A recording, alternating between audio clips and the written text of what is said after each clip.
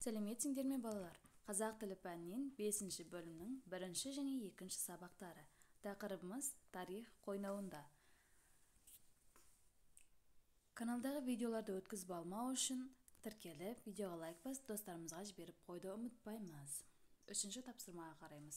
1-ші бағындағы сөйлемді өз сөзіңмен алмастырып, жазып, көтерілген мәселені болжап айт. Яғни, мәтін мазмұны деген жерді оқып шығамыз. Демек, жас өскінді ұлан байтақ жерімізді білектің күші, найзаның ұшы, ақылдың амалымен сақтап, бізге жеткізуге үлес қосқан ата-бабаларымыздың өміршең үлгі өнегесін сіңіру арқылы тәрбиелеу ең абыройлы міндетіміз болып қала бермек. Ал бізге берілген тапсырма өз ойы деген жерге біз жазуымыз керек, яғни өзіміздің ойымызды. Ата-бабамыз, еліміз, жеріміз үшін білектің күшімен де, ақылдың амалымен де тер төкті. Енді сол кісілерден үлгі алып, қалған мұраларды ұлттық құндылықтарымызды сақтап қалуымыз керек деп жазамыз.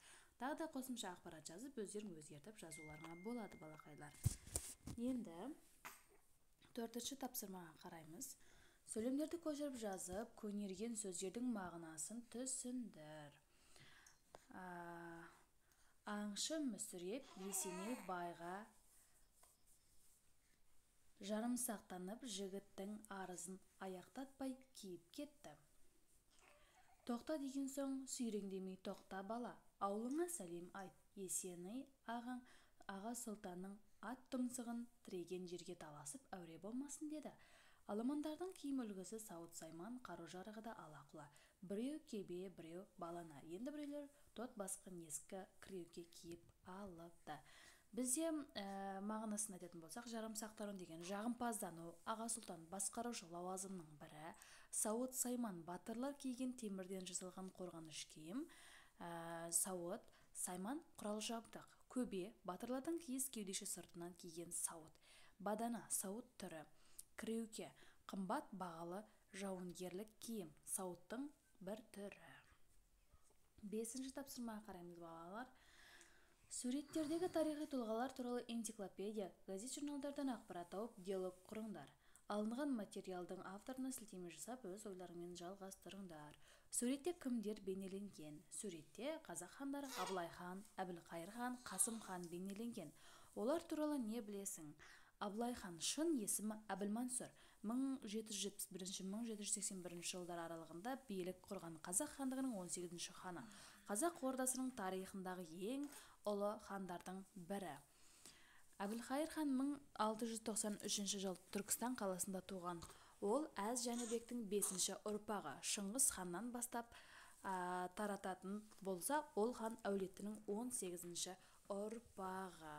Шыңғыс ханнан бастап саналатын болса деп айтсақ болады. Қасым хан 1445-1521 жылдар аралығында қазақ ұлы хандарының бірі.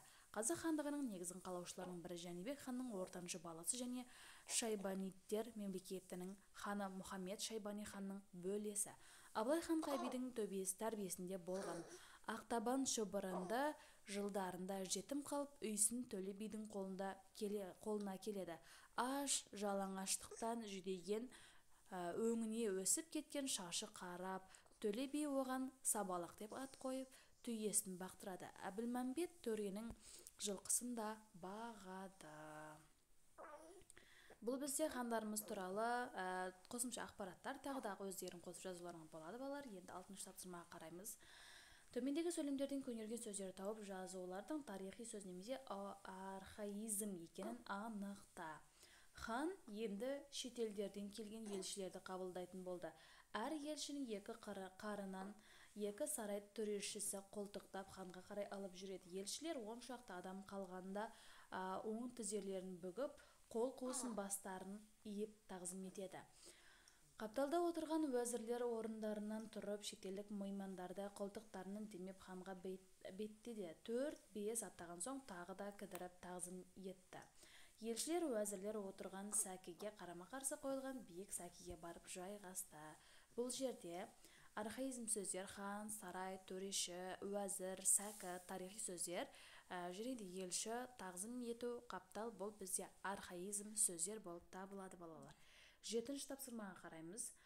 Мәтінді оқы. Жүсіп баласағұн туралы қосымша мәлімет ізде. Бұл бізде Жүсіп баласағұн туралы ақпарат берілген мәтінімізде. Енді біз қосымша ақпарат айтатын болсақ, Жүсіп баласағұнның өмірі туралы мәліметтер аз сақталған. Философия, математика, медицина, астрономия, астрология, өнертану, әдебиеттану, тіл білімі, тағы басқа ғылым салаларының дамуына зор үлес қосқан. Жүсіп баласағұнның есімі әлемдік әдебиет пен мәдениет тарихында Құтадғу білік дастаны арқылы қалды. Жүсіп баласағұнның бұл дастанын хижра есебімен 462 жылы, қазіргі жыл санау бойынша 1070 жылда жазып бітірген. Дастанды хандардың ханы, Қарахандар әулеті мемлекетінің негізін салушы Сүлеймен Арслан ханға тарту етеді. Сол үшін хан өз жарлығымен Жүсіп баласағұнға хас хаджиб бас уәзір немесе ұлы кеңесші деген лауазым берген. Енді 9-шы тапсырмаға қараймыз. Құтты білік дастаны тарихи мұра тақырыбына жоба дайында. Жоба мәтінінде көнерген сөздерді пайдаланып, олардың мағынасын түсіндір. Оң жақ бағанда бізде жауаптары. Қазақстанның халық әртісі, композитор, қазақ мәдениетінің еңбегі сіңген қайраткер, қазақ вальсінің королі Шәмші Қалдаяқов 1930 жылы 15 тамызда қазіргі Түркістан облысы Отырар ауданы Шәуілдір ауылында дүниеге келген. Қажет Құрал Шәмшінің әкесі Қалдаяқ ауылындағы саймандарды жасайтын шебер, жаңқаға жан бітірер ұста болған, қобыз бен домбырада еркін ойнаған, қиссаларды жатқа айтқан. Композитордың әкесі мен анасы ән өнерінен құралақан болмаған, олар да туған жерінде той-думанның көркі болған деседі. Шәмші Қалдаяқов мектепті бітірген соң Сарыағаштағы мал дәрігерлік техникумында білім алды. Оқуын бітірген соң 20 жастағы Шәмші Ақтөбеде 8 ай еңбек етті. 1951-1954 жылдары қиыр шығыста әскери борышын атқарды. Шәмші Қалдаяқов артынан 300-ге жуық ән жазып қалдырды. Сырға толы, мұңға толы, нәзік, ырғақты әндер қазақ даласын алақанына салып аялап, әлі де тербетіп келеді. 10-шы тапсырмаға қараймыз, балалар. Көнерген сөздерді мағынасына қарай орналастыр, ережеге сүйеніп дәлелде. Бізде бір қанша сөздер берілген, оларды біз екі бағанға бөліп жазуымыз керек. Тарихи сөздер және архаизмдер. Тарихи сөздерге хан, патша, дүрия, сауын айту, уәзір, би, аға сұлтан, болыс, торқа, биқасап, найза, адырна, сауыт, айбалта, барымта, патсайы, жаппа, жидем, күпі, сапта аяқ. Бұл бізде тарихи сөздер, ал архаизмдер бізде садақ, жебе, бесік, құда, сәукеле деп айтамыз. Енді 11-ші тапсырмаға қарап, берілген сұрақтарға сәйкес тарих қойнауында тақырыбының мәтінін жаз, оған қарапайым жоспар құр. Жоспар бізде жақсының аты, ғалымның хаты өлмейді.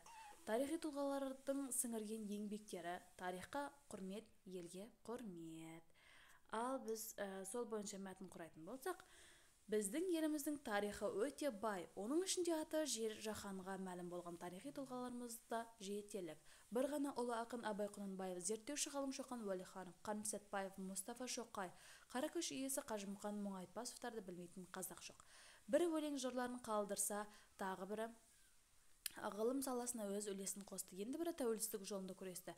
Әлемге атымызды спорт саласынан танытты. Олардың артында өшпес мұра қалды. Олар туралы қаншама шығарма мақалалар, ғылыми зерттеу еңбектерде жазылды. Сапарғали Бегалиннің Бала Шоқан, Мұхтар Әуезовтің Абай жолы романында шығармаларынан оларды жақынырақ тани түстік. Ұлт болып қалыптасуымызда, тәуелсіздік алуымызда тарихи тұлғалардың еңбегі өте зор. Біз оларға құрметпен қарауымыз керек, сонда ғана біз өз елімізді құрметтейтін боламыз. Каналды жоғалтып алмау үшін тіркеліп, видеоға лайк басып, достарымызға жіберіп қойды ұмытпаймыз. Сабақ сендерге пайдалы болды деген үміттемін. Барлығыңа сәттілік.